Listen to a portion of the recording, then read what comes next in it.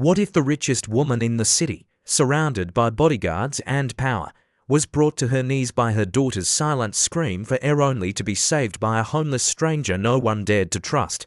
The marble floors of Manhattan's most luxurious shopping mall gleamed under the cold, relentless light. Designer bags swung from polished hands, children laughed in bursts of privilege, and the air carried the faint fragrance of perfume that cost more than most people's rent. Elizabeth Turner walked through the crowd with the assurance of someone who had built an empire out of steel and numbers. She was the kind of woman whispered about in business schools, a name that could shake markets with a single statement. Today, however, she was simply a mother, her hand wrapped around that of her 8-year-old daughter. What happened next silenced the entire atrium. The girl suddenly froze. Her small shoulders tightened, her chest rose in desperate, shallow gasps, and her eyes darted wildly as if she were drowning in invisible water. A sound escaped her throat, not a scream, but a fractured plea for air. Shoppers stopped mid-stride. A mother clutched her child closer. Someone dropped a bag, and the echo seemed to stretch into eternity. Elizabeth felt her world collapse. "Breathe, darling, breathe," she begged, dropping to her knees, but the girl clawed at her own chest, her face paling to an almost lifeless shade. Panic attack. The diagnosis hit Elizabeth's mind like a thunderclap, but she had no training, no tools, no clue. Her security team rushed in, forming a wall of muscle and suits. One barked into a radio. Another fumbled for water. Shoppers whispered, some pulling out phones to record. But none of it mattered, because a child was suffocating in her own terror. Elizabeth, who had negotiated billion-dollar mergers, who had stood unshaken before governments and investors, now shook uncontrollably. She cupped her daughter's face, tears streaking her flawless makeup. "Please, sweetheart, please stay with me." But the girl's body jerked. Her knees buckled, and for one unbearable instant, Elizabeth thought she was about to lose her. Then, through the crowd, came a voice. "Let me help her." It was not the voice of a doctor or a paramedic rushing through the throng. It was low, raspy, and unexpected, carrying a strange calm that cut through the chaos like a blade through silk. Heads turned. From the shadows of the mall entrance stepped a woman no one expected, a ragged figure in torn clothing, a coat so worn it seemed to hold together by memory alone. Her hair was tangled, her shoes split open at the seams. A homeless woman. Security immediately blocked her path. "Step back," one growled, his arm raised like a barrier. The woman did not flinch. "Please. I know what's happening. If you don't let me through, that child will break under the weight of her fear." The crowd recoiled. Some laughed nervously. Others whispered, "Is she insane? A homeless woman here?" Elizabeth raised her tear-streaked face, caught between disbelief and desperation. In the eyes of that stranger, she saw something no one else in the crowd possessed: certainty, confidence, an understanding that reached deeper than medical jargon. Her daughter was slipping further, gasps now little more than convulsions. Elizabeth's mind screamed with the impossible choice. Trust the woman who smelled of the street, who carried the shame of invisibility, or watch her child drown in the silence of her own lungs while surrounded by people who had everything except the knowledge of what to do. The world seemed to hold its breath. That was the moment when the golden ceiling lights flickered in Elizabeth's vision, when her knees dug into the marble floor, when her empire, her wealth, her pride, all of it became meaningless compared to the sound of her daughter's strangled breaths. She whispered, "Let her through." The collective gasp from the crowd echoed like thunder. This was not just a mother's plea. It was the unraveling of an entire life built on the illusion of control. And it was only the beginning of a story that would force the most powerful woman in banking to confront a truth money could never buy. If you felt even a shiver reading this, imagine what lies ahead when worlds collide, when a billionaire banker discovers that salvation may come not from the boardroom, but from a woman the world has chosen not to see. Do not miss how this story unfolds. Subscribe to the channel right now so you won't miss the next chapter of this life-changing journey. Your support is what gives us the strength to keep creating stories that matter. And now, before you go, let me leave you with a question that cuts to the heart of what you've just witnessed. If you were in Elizabeth's position, watching your child suffocate in panic, would you trust the stranger everyone else dismissed, believing that knowledge can be hidden in unexpected places, be push her away? Convinced that expertise must come dressed in status and authority? Comment your choice or be below. Your answer might reveal more about you than you realize. The marble floor was still trembling under the memory of panic when silence gave way to whispers. The child's ragged breaths had softened, though not yet steady, and the air remained charged with unease. All eyes turned toward the woman who now knelt at the child's side. She looked like she had stepped out of another world entirely. Her coat was patched and fraying at the seams, her shoes the kind one might find abandoned in an alley, and her hands bore the dirt of countless nights spent on cold pavement. Yet her voice carried something undeniable, calm authority, the kind that silences chaos and bends the air around it. "Breathe with me, sweetheart," she whispered. Her hand hovered, not touching but guiding, showing the little girl how to draw air in slowly, how to push it out as if releasing weight she could no longer carry. For a moment, the girl's eyes fluttered with resistance, lost in the storm of her body. Then, almost imperceptibly, her chest found rhythm again. Not perfect, but possible. Not strong, but steady. The crowd, once an audience to disaster, became an audience to rebirth. A few gasps of astonishment slipped through. Even the bodyguards, trained to act without question, stood rooted in place, their rigid arms dropping uselessly by their sides. It was as though the entire mall had been caught in the gravity of something unexplainable, a truth that defied wealth, hierarchy, and appearance. But the moment was fragile, and disbelief quickly crept in. "Who is she?" someone whispered too loudly. "What's a woman like that doing here?" The words carried suspicion, and suspicion carried judgment. A ripple of unease spread, and suddenly the barrier of social lines reasserted itself. This was not how the story was supposed to go. A homeless woman saving the daughter of one of the most powerful bankers in the nation. Unthinkable, one of the guards, regaining his sense of protocol, stepped forward again. "That's enough," he said, his voice clipped and cold. His hand moved to usher the woman away, to raise her presence as if she were a stain upon marble too pristine for her shadow. But Elizabeth's voice cut through the command, raw and trembling. "Stop." The word struck harder than any order she had ever given in a boardroom. The guard froze, surprised to hear his employer speak not with the crisp authority of a CEO, but with the trembling insistence of a mother who had just witnessed the impossible. The homeless woman, still crouched beside the child, looked up at Elizabeth. Her eyes were a startling contradiction, tired yet fierce, shadowed by hardship yet illuminated by a flame that had not been extinguished by the streets. She asked for nothing. She explained nothing. She simply gave a small nod, as though to say, "She's safe for now." Then she stood, slow and deliberate, pulling her coat tighter around her thin frame as if preparing herself for rejection that must surely come. Elizabeth rose to her feet, her daughter clinging to her skirt with shaky breaths. For the first time in years, Elizabeth found herself without words. The mall around her buzzed with confused energy, the kind that arises when the world doesn't align with expectation. Customers whispered, some with awe, some with derision. And somewhere in that chorus was the sound of a truth too large to ignore. A woman who owned nothing had given everything in a moment when no one else could. Elizabeth's gaze followed her. Every instinct shaped by decades of power screamed at her to retreat behind the armor of status, to reclaim her place above the crowd. Yet another voice, quieter, raw, urged her forward. Without fully knowing why, Elizabeth stepped closer. "Wait," she said, her words faltering as if they belonged to someone unfamiliar with vulnerability. The woman stopped. "What's your name?" "Grace," she replied softly, her voice carrying the weight of streets walked alone, of nights endured without a roof, and yet also the unbroken note of dignity. Grace. The sound of it lingered like an answer to a question Elizabeth hadn't realized she was asking. The child, still trembling, tugged at her mother's hand and whispered, "She helped me breathe, Mama." The words sliced through Elizabeth's composure. They were not dramatic, not rehearsed, not even fully formed, but they were truth.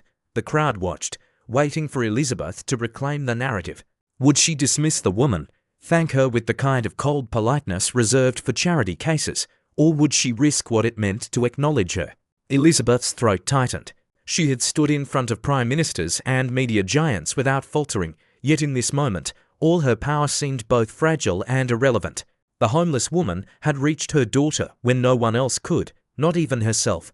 And for reasons she couldn't yet name, Elizabeth knew this was not the end of their meeting. It was only the beginning. The hum of whispers rose again as Grace turned toward the exit, her figure small against the expanse of glass and light. She moved without expectation, certain the moment was already fading from Elizabeth's world. But Elizabeth's mind burned with questions, her heart with something she hadn't felt in years, humility. And so, in that crowded temple of consumerism, the richest woman in the room found herself staring at the poorest, realizing that what had just taken place was not an accident. It was a disruption, a quiet revolution disguised in rags. And though Elizabeth could not yet explain it, she knew with a certainty that shook her. This woman was not meant to disappear into the night. Grace had given her daughter breath. Now, unknowingly, she had given Elizabeth something even greater reason to question everything she thought she knew about wealth, power, and the invisible lines that divide human beings. The crowd dispersed, but the silence within Elizabeth remained. It was the kind of silence that marked the beginning of a story too powerful to be forgotten. And in that silence, a seed was planted, one that would force her to confront truths she had long ignored. The coffee shop was quiet, its warmth a sharp contrast to the glittering chaos they had just left behind. Elizabeth sat across from the woman who had just altered the course of her night. The air between them was heavy, not with suspicion anymore, but with a strange kind of reverence. Elizabeth's daughter, her cheeks still pale, rested against her mother's arm, exhausted but calm. She had fallen into a light doze, the kind that comes after surviving a storm.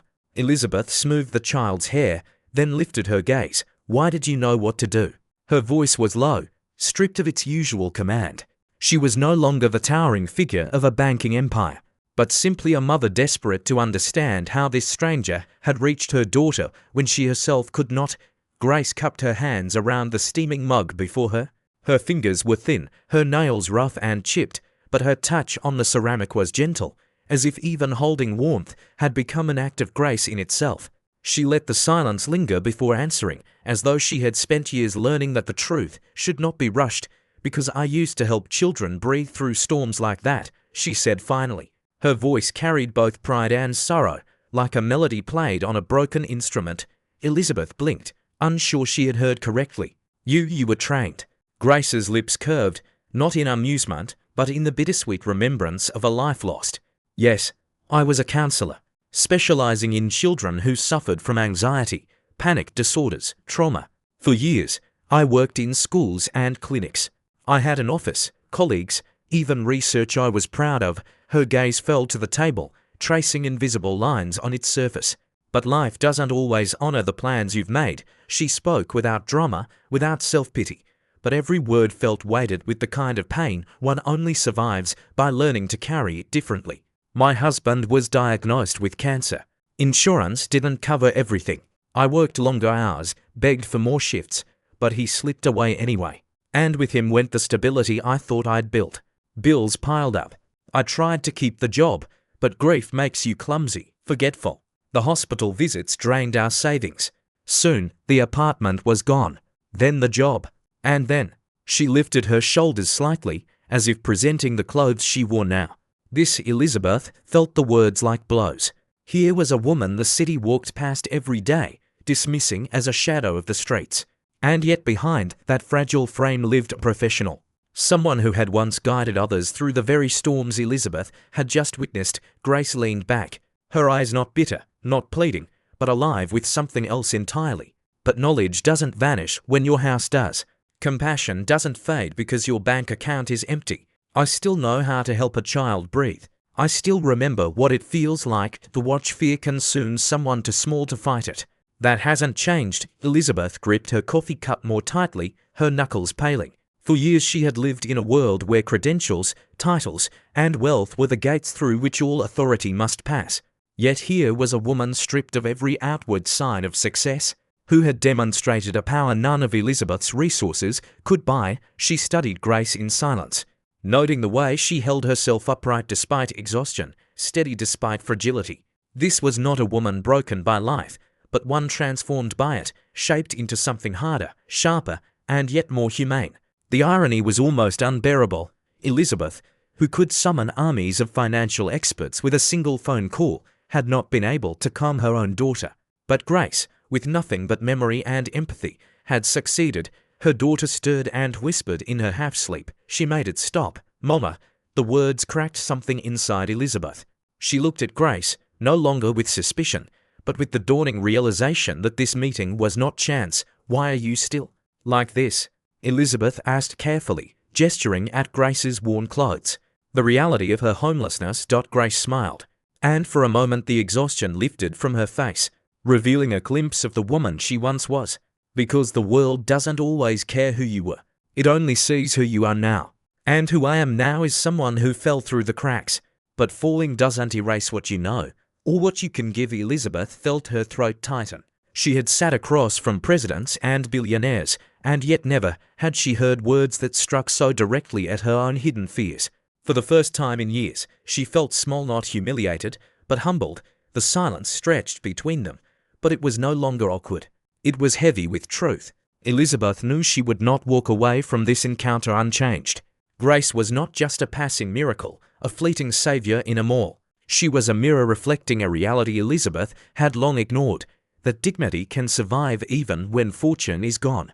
That wisdom can reside in places the world refuses to look. As Grace finished her coffee, she rose quietly, pulling her coat close against her body. She did not ask for money. She did not ask for anything at all. But in her quiet dignity, Elizabeth saw something more profound than any transaction. A woman who had lost everything, yet still carried within her the power to restore peace to others. Elizabeth reached out instinctively, her voice catching. "Wait, please, don't disappear." Grace paused, her eyes meeting hers with a softness that made Elizabeth's chest ache. "I'm not disappearing," she said gently. "I'm just trying to keep moving." In that instant, Elizabeth understood that this was not the end of a chance encounter, but the beginning of something neither of them yet had words for. A seed had been planted, and Elizabeth knew with bone-deep certainty that she could not let this woman fade back into invisibility. Grace had pulled her daughter back from the edge, but in doing so, she had also pulled Elizabeth into a reckoning she could no longer avoid. That night, Elizabeth Turner lay awake in her penthouse, the skyline of Manhattan glowing like a kingdom she had conquered yet could not command. The city stretched endlessly beneath her window, glass and steel reflecting the wealth she had accumulated, the empires she had built. But her gaze wasn't on the towers. It lingered on her daughter's face, soft in the shadows of sleep. The memory of panic still etched in the faint tremor of her breaths. Elizabeth replayed the moment in the mall again and again, her mind unable to escape it. She remembered the sound, the desperate gasp of a child unable to find her heir, a sound that cut through her composure more sharply than any corporate scandal ever could. She remembered her own helplessness, the shaking in her hands, the horror of knowing that her power meant nothing against the simple need of a child to breathe. And she remembered Grace, the ragged figure stepping forward when no one else could, the calm authority in her voice, the steady guidance that had pulled her daughter back from the edge. It haunted Elizabeth, not just because her child had been saved, but because of what it revealed about herself. She, the woman who could outthink rivals, bend politicians to her will, and manage crises that rattled entire economies, had stood paralyzed. In the most intimate crisis of her life, she had been powerless. And a woman the world deemed invisible had shown her what true strength looked like. She rose from bed and walked barefoot across the cold marble floor, her reflection trailing in the tall windows. Every step echoed with the weight of questions she had never allowed herself to ask. What was all of this for? The wealth, the reputation, the power, if it couldn't protect her daughter from the terror of her own mind? What use was her empire if she had overlooked the invisible wars children fought in silence every day? The thought unsettled her in ways no hostile takeover ever had. For years, she had believed that wealth was security, that success was protection. Yet tonight she saw how fragile her fortress really was. All the numbers in her bank accounts, all the steel and glass that bore her name, had not been enough to give her daughter peace. She thought of Grace's words. Sometimes what people need most is not money, but a calm breath. The simplicity of it struck her like a sermon. Elizabeth had spent her life solving problems by throwing resources at them: capital, strategy, influence. But what if the real solutions weren't things you could buy? What if the world's deepest needs required something else entirely: presence, compassion, understanding? The weight of that realization pressed against her chest until she could hardly breathe. She saw herself through Grace's eyes, not as the titan of finance, but as a mother who had nearly lost her child to fear. She saw how fragile her power looked when stripped of context, how thin the line was between strength and illusion. For the first time in decades, Elizabeth Turner felt small. And that smallness terrified her, because it also felt like the beginning of honesty. She wandered into her study, walls lined with books that spoke of markets, mergers, and leadership. She reached out and touched the spines, realizing with a sinking heart how little any of it had prepared her for what mattered most. Sitting down at her desk, she opened a leather notebook she had used to draft countless strategies. Tonight, her pen hovered without direction. For once, she didn't know how to calculate the solution. She only knew she couldn't return to the way things had been. Her daughter's panic attack wasn't an isolated event. It was a symptom of a larger truth. How many other children were drowning in invisible fear, unseen by parents, dismissed by teachers, unnoticed by a society that only rewarded visible success? How many voices like Grace's had been silenced, pushed into the margins, while people like herself remained blind to what they could have offered? Elizabeth lowered her head into her hands. The empire she had built suddenly seemed hollow, like a tower of glass that could shatter with one breath of reality. She felt a rising urgency not to secure another deal or expand her fortune, but to fill the gaping void she had uncovered tonight. For once, she did not want to lead a bank. She wanted to lead something human. When she finally lifted her head, dawn was breaking over the city, streaks of light painting the glass towers gold. Elizabeth watched the sky with a clarity she hadn't felt in years. The decision wasn't fully formed, but its outline was undeniable. She could not continue to live as she had.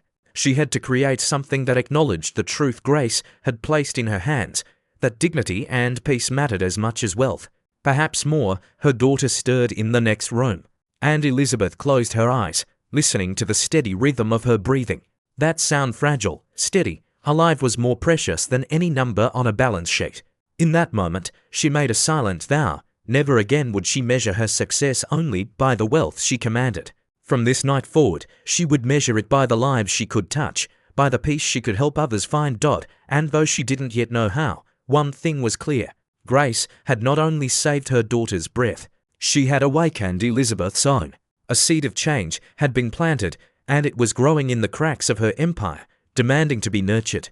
She could no longer ignore it. She could no longer go back. Weeks later, the story that had begun with a child's ragged breath grew into something larger than Elizabeth could have imagined. It began quietly, almost tentatively, with a press release issued not by her public relations team, but by Elizabeth herself. The announcement was unlike anything the financial world expected. The Turner Bank would fund and lead a new initiative called Breath of Hope. Its mission was not profit, nor market expansion, nor investor confidence.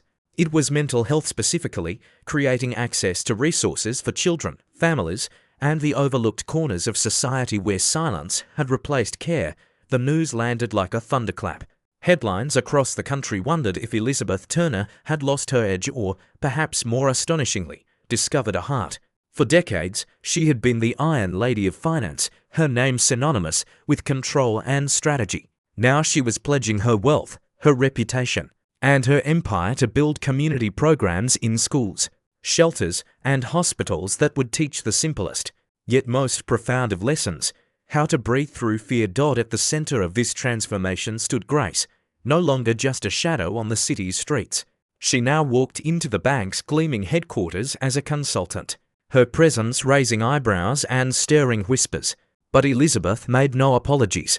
In fact, she was unflinching in her insistence that Grace would be the guiding voice of the program. Expertise does not die with poverty, Elizabeth told her board. Wisdom does not vanish with a lost address. Some resisted, some scoffed, but Elizabeth had built her career bending resistance into obedience. This time, however, she was bending it toward compassion. On the day of the official launch, a hall that had once hosted investment summits was transformed into something unrecognizable. Rows of journalists filled the seats, cameras perched on their shoulders. At the front stood a simple podium, flanked not by charts of financial projections but by posters drawn by children, bright sketches of lungs filled with air, hearts open wide, words scrawled in messy crayons: peace, hope, safe. Elizabeth looked at them before speaking, and for once she did not feel the weight of expectation pressing her down. Instead, she felt lifted by the presence of something greater. When she began, her voice carried none of the polished edge that had marked her speeches to investors. It was steadier, quieter, more vulnerable. A few weeks ago, she said, I nearly lost the most important person in my life to something I could not control. My daughter could not breathe, and in that moment, neither could I in the middle of a crowd, when wealth and power should have meant everything. I discovered they meant nothing. And in that silence, a stranger gave her back the one thing no fortune can buy: peace. The room held still. Cameras clicked, pens scratched, but the air was heavy with something else. The recognition that this woman was not offering a carefully managed narrative, but a confession. Elizabeth turned toward Grace, who sat quietly in the front row, her clothes no longer ragged, though her presence remained humble. That stranger was Grace Miller. The world may have dismissed her as homeless, invisible, expendable, but in her lived knowledge, her compassion, her unbroken dignity, she carried more authority than any of us in that moment. She taught my daughter to breathe, and she taught me that true wealth is measured not in accounts, but in the lives we touch. A murmur of emotion rippled through the audience. Reporters who had come to cover a corporate pivot suddenly found themselves listening to something resembling a sermon. Elizabeth raised her chin, her voice strengthening. That is why I have committed my bank, my foundation, and my own life to this initiative. Breath of Hope will fund programs in schools to help children manage anxiety. We will build centers in underserved neighborhoods where families can access support. And most importantly, we will place voices like Grace's voices, long silenced, at the heart of our work. Because healing begins not with the powerful dictating solutions, but with listening to those who already know how to survive the storms. When she stepped away from the podium, Grace was invited to speak. She hesitated, unused to microphones and crowds, but Elizabeth urged her forward. Grace's words were unpolished, unpracticed, but they carried a weight that no rehearsal could have delivered. I lost everything I thought made me somebody, she said, but I never lost the belief that even in the darkest moments, people need connection. Sometimes all it takes is one steady voice telling you to keep breathing. I'm grateful I was able to be that voice for a child who reminded me what purpose feels like. The applause that followed was not polite. It was thunderous, sustained, a roar of acknowledgement that something extraordinary was unfolding in that room. Cameras flashed, but the images captured were more than news, they were history. The moment when two women from opposite ends of society stood side by side, united not by wealth, but by the fragile, powerful truth of human need. Afterward, Elizabeth's daughter joined her on stage. She clutched her mother's hand, then turned and reached for Grace's. The three of them stood together, an image that would be broadcast across networks and shared across continents. For some, it was a story of charity. For others, of redemption. But for Elizabeth, it was the only truth that mattered, that a single act of compassion had unraveled her old world and given her the courage to build a new one. In the weeks that followed, the initiative grew beyond expectations. Volunteers poured in, communities embraced it, and children who once trembled in silence found new ways to steady their breath. Grace moved into a modest apartment provided by the foundation, her life slowly rebuilding, not as a beneficiary of pity, but as a leader of change. And Elizabeth, though still commanding her bank, now measured her success by quieter victories: the laughter of her daughter without fear, the letters from parents who wrote to say, "You saved us," at the closing of that first launch day. Elizabeth gave one last statement to the press. She did not speak of assets, portfolios, or strategies. She spoke of air. A woman who had nothing, she said, taught me the most valuable truth of all, that wealth is not the breath we hold for ourselves, but the breath we return to others. And I intend to spend the rest of my life making sure that lesson is never forgotten. In the end, the story of Elizabeth Turner and Grace Miller is not merely about a powerful woman meeting a stranger in a moment of crisis. It is about how life has a way of dismantling the walls we build between wealth and poverty, control and surrender, visibility and invisibility. Elizabeth had lived her life believing that security could be purchased, that success was measured in numbers and influence. But in a single instant, when her daughter's breath faltered and fear took over, she discovered that money had no voice in the language of the human heart. It was Grace, a woman stripped of all external markers of power, who stepped forward with nothing but knowledge, compassion, and courage, and in doing so, changed the trajectory of an entire family and, ultimately, a society. Their meeting reminds us of a truth often ignored: dignity and wisdom are not bound by status. Grace, though homeless, carried within her a wealth of experience and resilience that no loss could erase. Elizabeth, though rich beyond measure, discovered that her true power lay not in leading markets, but in learning to follow the quiet authority of someone the world had chosen not to see. Together, their story becomes a testament to the transformative power of humility when those with influence are willing to listen, and when those who have been silenced dare to speak. The lesson is profound.